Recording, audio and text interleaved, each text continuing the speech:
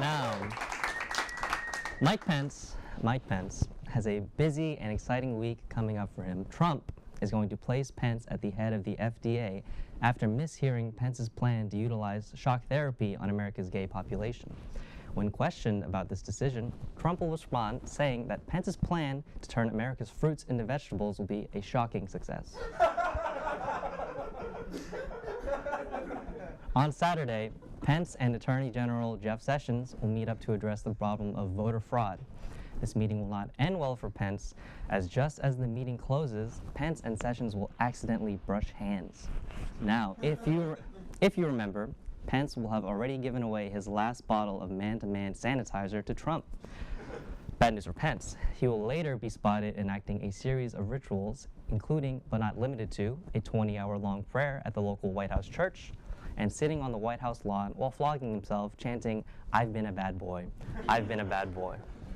After what Pence finds to be a huge miscalculation on his part for getting his manitizer, he will take measures as to make sure something like this never happens again. This will include a restraining order on all men, a Secret Service of only women, and future White House meetings to only be attended by a phone connected to Pence.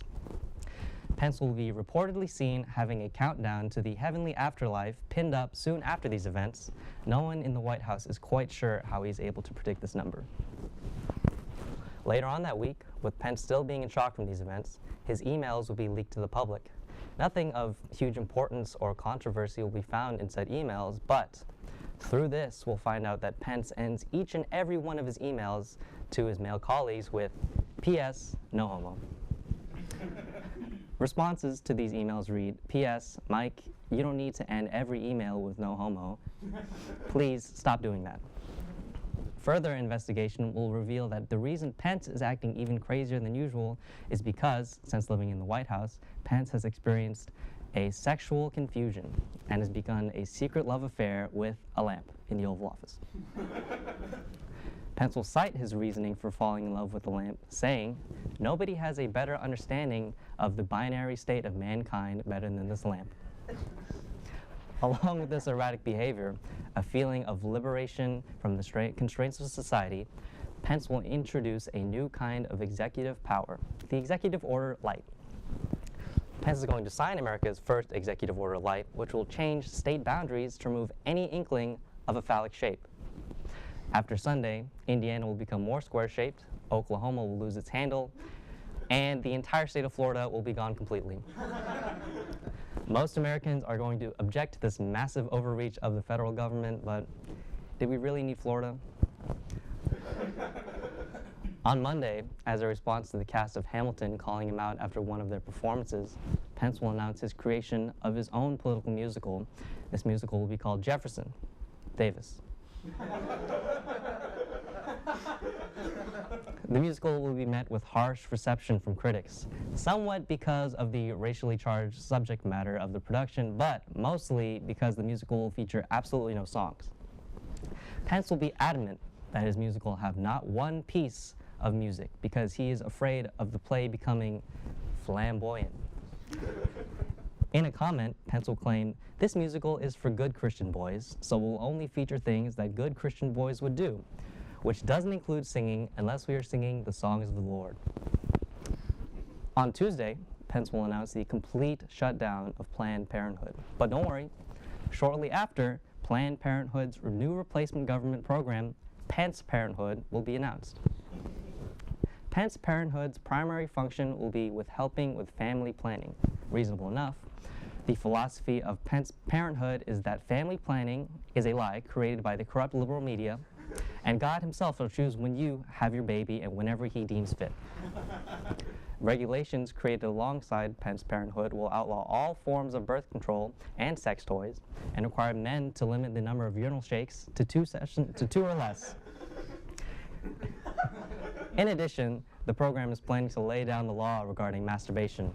However, Pence will be unable to exactly define masturbation due to a lack of knowledge regarding the subject, so all masturbation will be required to be witnessed by Pence himself. Because, as Pence will put it, "I can't define masturbation, but I know it when I see it." Men everywhere are looking forward to playtime with Pence. Hashtag playtime with Pence.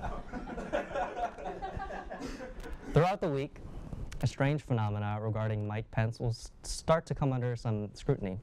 Whenever Pence speaks longer than 30 seconds at one time, a sudden flock of Mormons appear, inexplicably quoting the Bible. No one will be able to figure out where they come from or where they disappear to once Pence stops speaking, but speculation will suggest that all of them are Mike Pence's children. And what a proud father he is. In other news, skateboard icon Tony Hawk will enter the divisive political discourse about environmental issues next week, raising awareness about the Dakota Access Pipeline by grinding across it. That's the plan, at least. Unfortunately, oil leakage will make the pipeline so slippery that Tony Hawk will wipe out just 40 feet into the 1,172-mile-long route. Tony Hawk may not save the environment this time around, but at least America's Funniest Home Videos will have some fresh new content. He may even win the first place prize.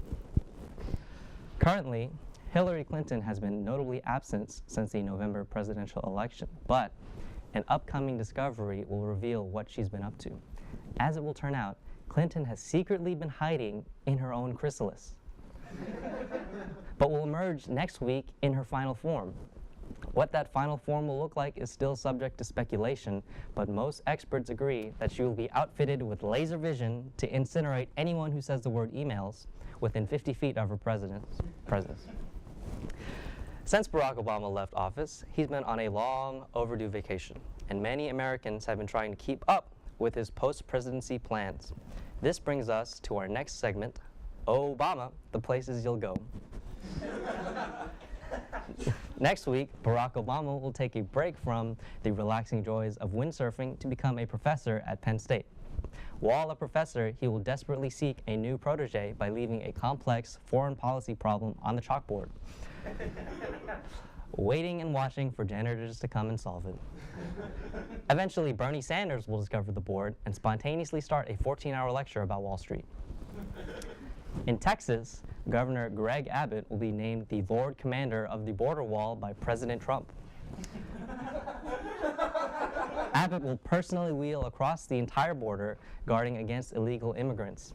During one of his standard border patrols, a tree will fall on top of the Texas governor. Now, this brings up an important philosophical question. If a tree falls on Greg Abbott in the woods, does anyone care? Unfortunately, Trump will lead a rescue party that will discover Greg Abbott trapped under the tree, and after removing the tree from the injured governor, Greg Abbott will miraculously stand shouting, "Mein Fur, I can walk!" Finally, there is a new bill in Austin that will increase the amount of parks in the city. For more information on the bill, we turn to Logan Thomas.